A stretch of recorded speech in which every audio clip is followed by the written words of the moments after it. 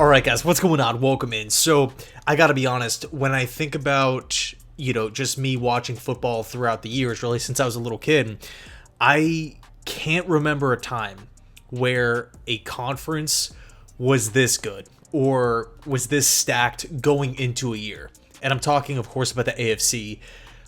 It's right on paper, right? When we're talking about projections, when we're talking about off-season upgrades, it is almost unbelievable, right? To think about the amount of talent in this division, in this conference, not even the division.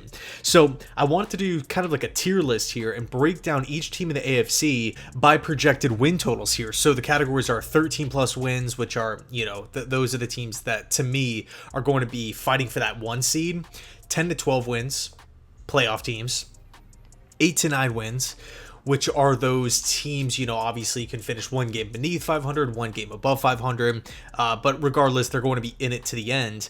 5 to 7 wins, those are going to be, picking anywhere from like 7 to 14-ish, like those slots of teams. And then, of course, the 0 to 4 wins. Now, quick spoiler, I don't see any team in the AFC going winless, right? It's just, I just don't. There's too much talent here.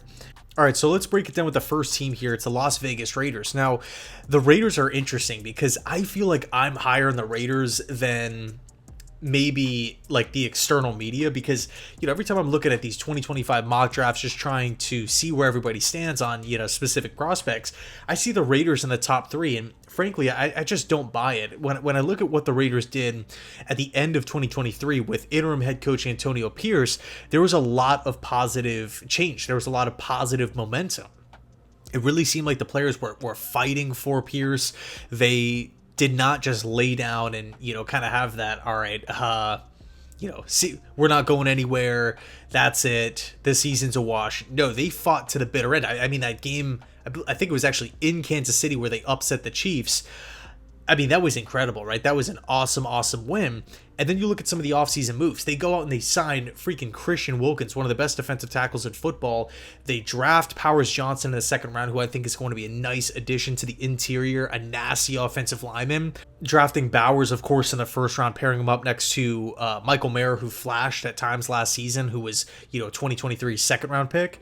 And then, of course, the quarterback position. This is kind of the big question mark, right? Gardner Minshew, Aiden O'Connell, who's it going to be? I think at this point, I'm going to say it's Gardner Minshew, but here's the bottom line.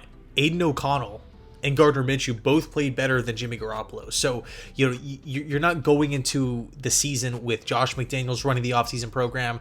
No, none of that at all, right? This Raiders team, they got some solid additions. They have veterans. They have pass rushers. They have wide receivers.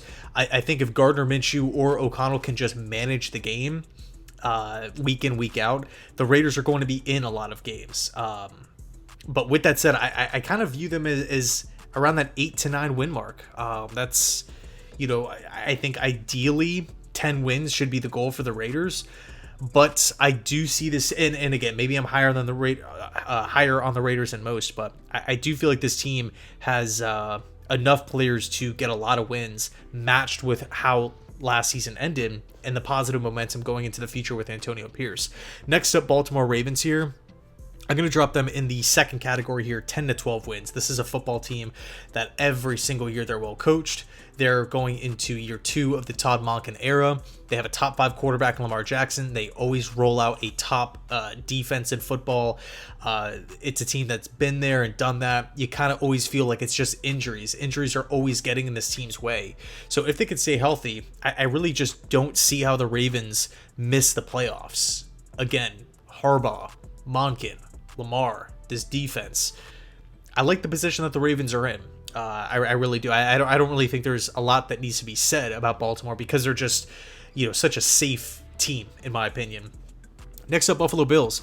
I'm going to put them in the same category here. They're well coached under Sean McDermott. They will probably have a top 10 to top 12 defense, although I do think the loss of Leonard Floyd is going to hurt them.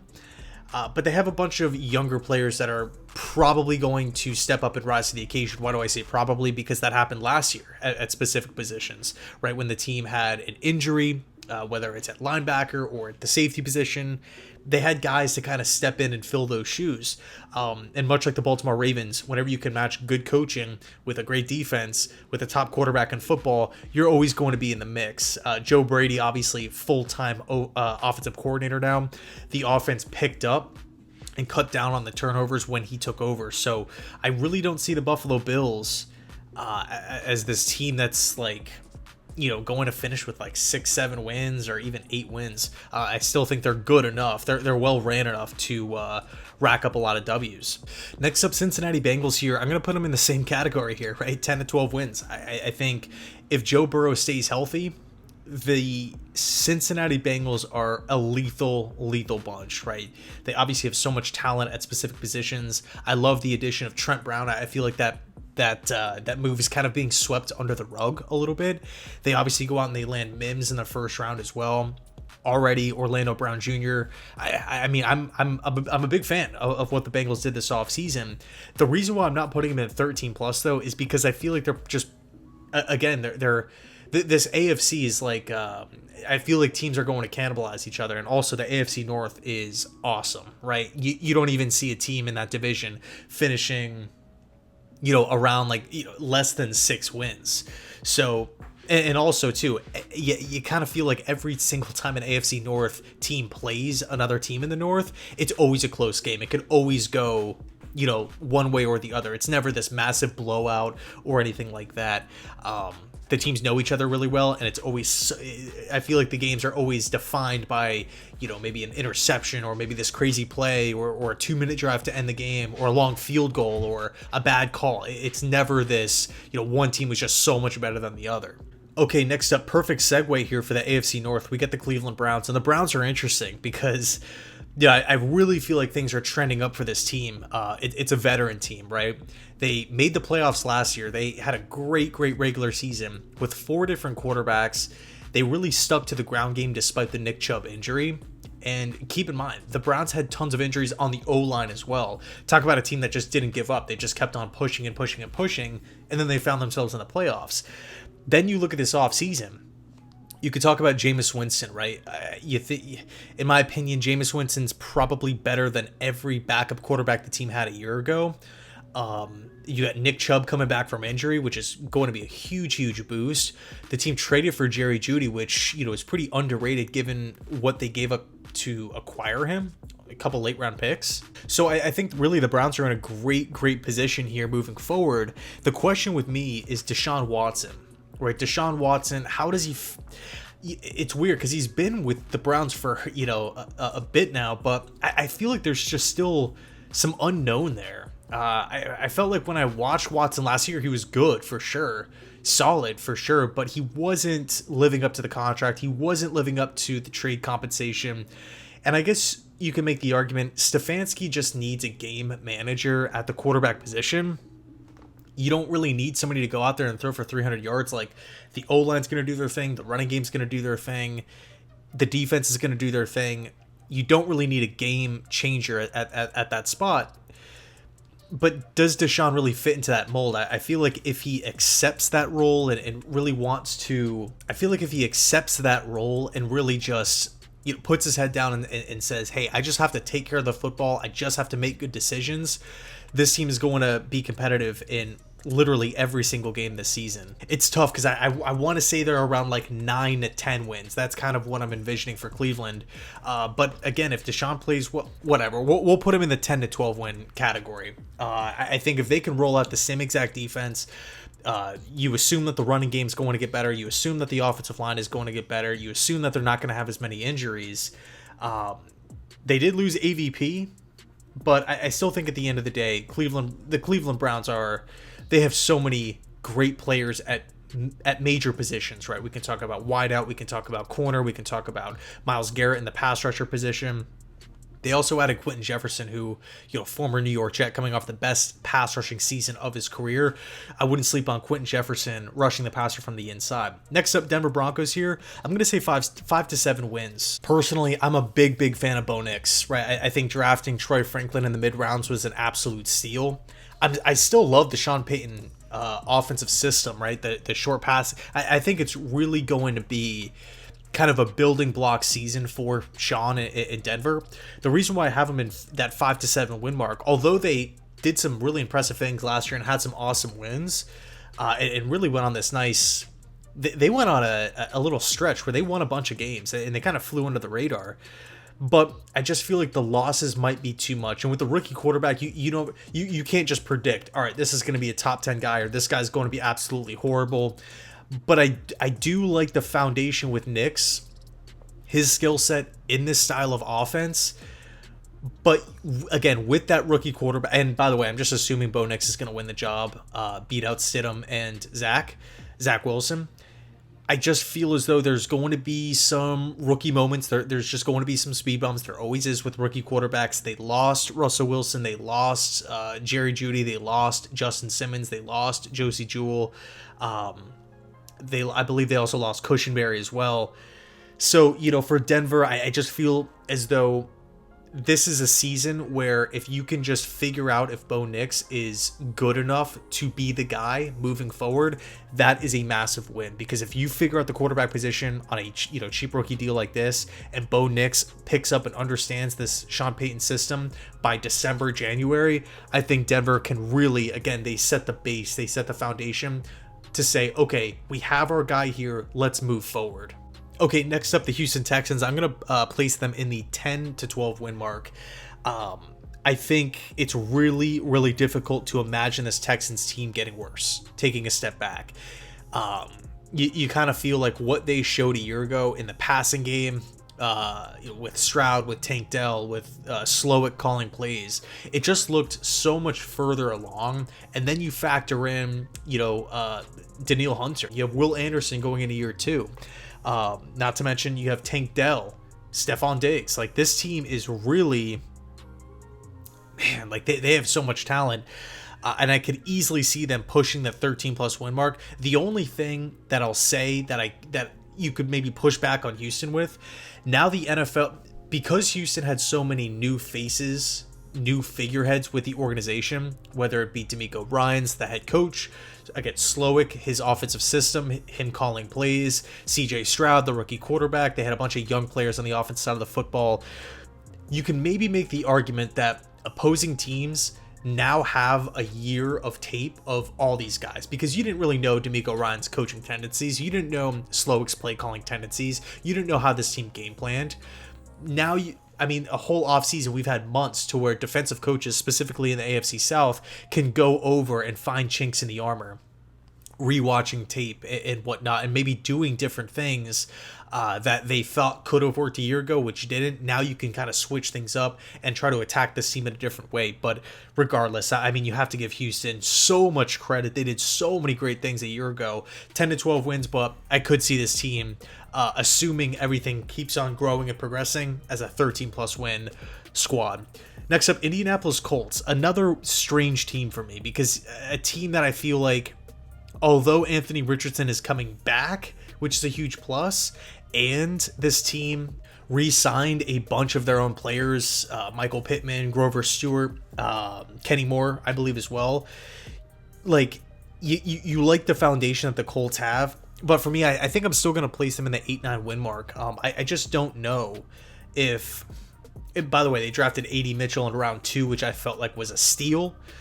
And they drafted Laiatu Latu, the best, in my opinion, the best edge rusher in this class in the first round.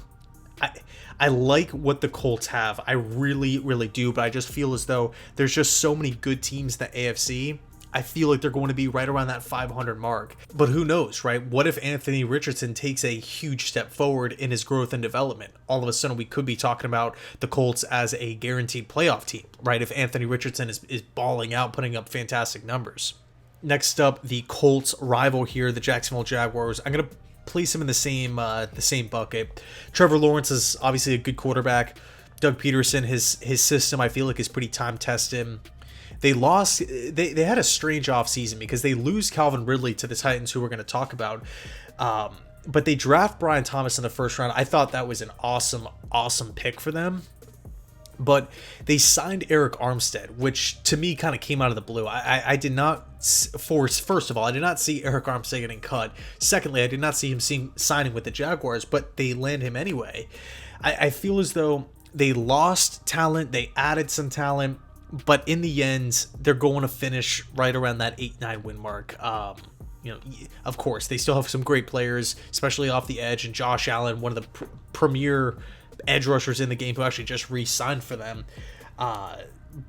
But again, when I'm comparing Jacksonville to Cincy, Jacksonville to Baltimore, I just view them as not on the same level, if that makes sense. Still close, but not on the same level. So for me, 8-9 wins. And by the way,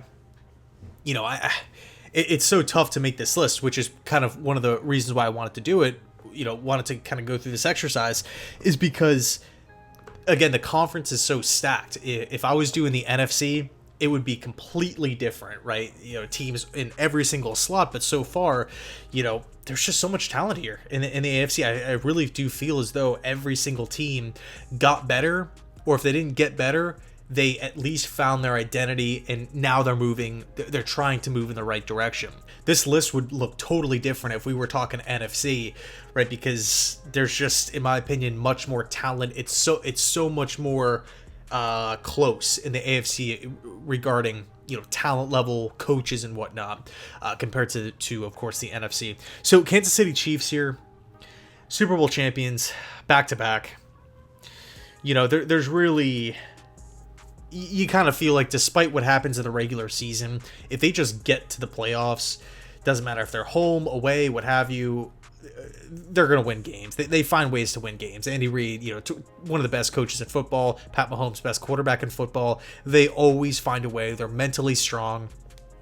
For the heck of it, I'm just going to place them in the 13-plus win mark. I don't necessarily think that they're all that better compared to a year ago.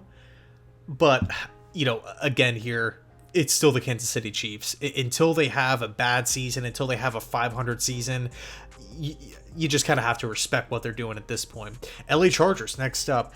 Whew, man, what to expect from Jim Harbaugh. I think this team is going to be a lot more aggressive, a lot more physical. When I say aggressive, I'm not necessarily talking about shots down the field, more so talking about individual play, trench play, running the ball, getting in the face of defenses, establishing physical presence. I mean, you look at the additions of this football team, it's clear how they are building. They want to get more physical. They want to get more dominant up front. You like to imagine too that Herbert under Harbaugh is going to just light it up completely, right? Harbaugh, the former quarterback, has had tons of NFL success already. But the team did lose some talent, right? With Mike Williams, with Keenan Allen. What will they look like is in the passing game? I would assume a lot of play action. I don't think they're on the same level as the Kansas City Chiefs to this point. There might be some bumps in the road, but the one thing about Jim Harbaugh is that he's a program/franchise builder. So it's tough to bet against him. I feel as though the Chargers are probably going to finish around that 9-10 win mark. So similar to the Cleveland Browns here. But for just for the sake of this list, because there's not 9 to 10, a 9 to 10 win category, I'm going to put them in the 10 to 12 win mark. I think that's fair. Next up, Miami Dolphins, a team coming off. The Dolphins, look, the Dolphins are coming off the season with the best offense in football. They are totally electrifying.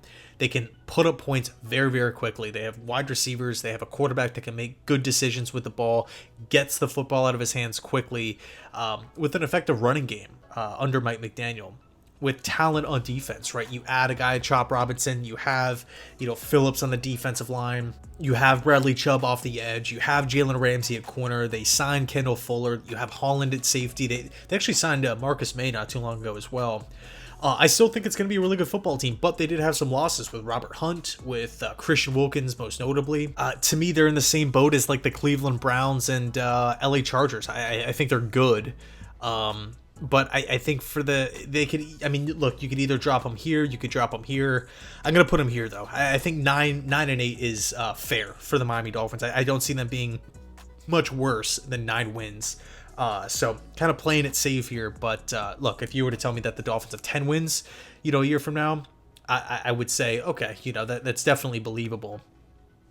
Next up, New England Patriots. This is tough. I mean, if we're being honest, they're probably somewhere in the 0 to 4 wins or 5 to 7. 7 feels a bit too high.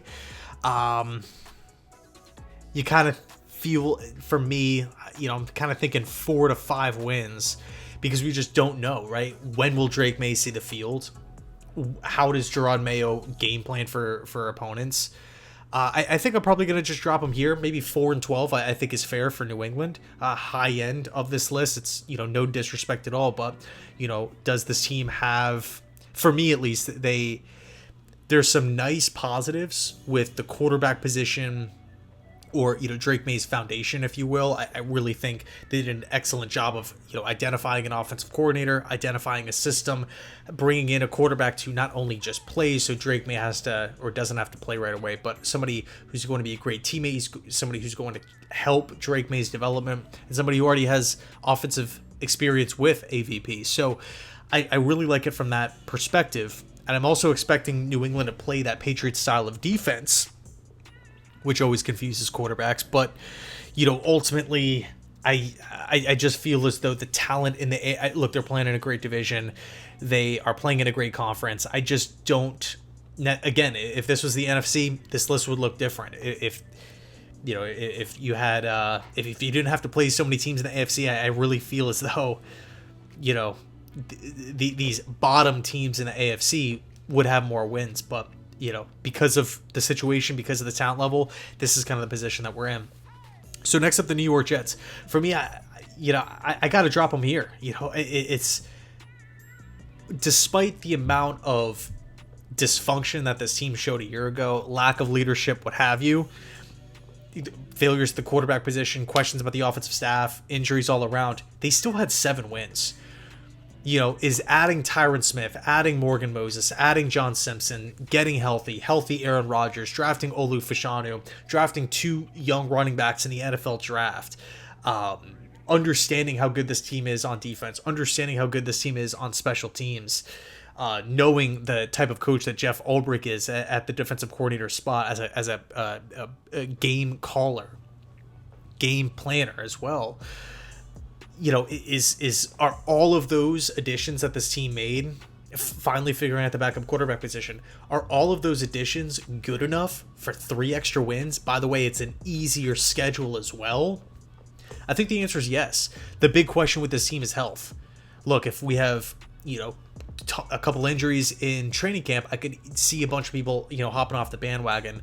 But look, when you talk about issues from last year, and solutions that this Jets team, or actions that this Jets team made in the offseason, they addressed positions of need. They got healthy. They added talent to key positions as well. I just can't view the Jets as a team that's going to be taking a step back. Now, I still have my questions about Nathaniel Hackett and whatnot, but again, if this team is healthy, they're a playoff team. I really just don't feel, I just can't see this team 100% healthy or 90% healthy, missing the playoffs or getting 7 wins again. Next up, Pittsburgh Steelers. I think a lot of people are underrating the Pittsburgh Steelers moves that they made this offseason. I could easily see them making the playoffs. Easily. Right? Their draft was phenomenal. Zach Frazier, round 2. Fontenot in round 1. Wilson at the linebacker position, who's going to fly around. They signed Patrick Queen. You get the Pittsburgh Steelers they upgrade from Kenny Pickett to Russell Wilson, who had a great year despite, how the media portrays him, and Justin Fields. So for what, $1 million, $2 million? I mean, talk about an absolute win. The Pittsburgh Steelers got better. I mean, the Steelers' backup this year, Justin Fields, is better than their starter from a year ago. This team won a bunch of games and got to the playoffs with last season's roster and upgraded tons of different positions. I want to put them in the 10 to 12 win mark. I feel like that category is, chock full of teams. So I don't want to just have, not every single team can have double-digit wins. But I love the Pittsburgh Steelers offseason. I love their roster.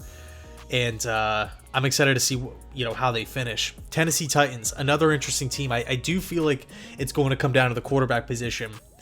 Obviously they were a mess last season. They were a mess on the offensive line. They added J.C. Latham. They added, to me, the Titans are kind of trying to speed up this rebuild. It's almost like the Titans don't want to rebuild. Signing Calvin Ridley, big contract, trading for L'Jarius Sneed. They have, they didn't really give it any sort of indications that they want to move off of their veterans like DeAndre Hopkins. But they just signed Jamal Adams a couple days ago. I think the Titans are going to be a really, really tough out. But because there are some unknowns, I like Will Levis. But admittedly, there's still unknowns at the quarterback position. If he hasn't taken that step this offseason, or if he's maybe struggling in the Callahan system, which I don't necessarily think is going to be the case. It's a possibility, but I don't think so, because Callahan is, he played a part in developing Joe Burrow. You look at that Bengals offense, it wasn't like Callahan was just a bystander there. He was really doing a lot there. So I think the future is bright for Tennessee, but in 2024, I could see them getting that 6-7 wins, but they're pushing every single team to the brink, right? Every game's going into the fourth quarter. Every game's going to come down to a 2-minute drill. But ultimately, I still feel like they're a year away from really competing in that division. But anyway, this is kind of just my quick thoughts on each team in the AFC. Let me know your thoughts down below in the comment section. Who do you have make the playoffs? It's gonna be a fun season, right? No matter who you root for, and look, if you're a Patriots fan, if you're a Broncos Titans fan, this is no disrespect whatsoever, not at all. I think it just goes to show that the AFC is just that stacked. So anyway, let me know your thoughts. Thanks so much for watching, and as always, go Jets.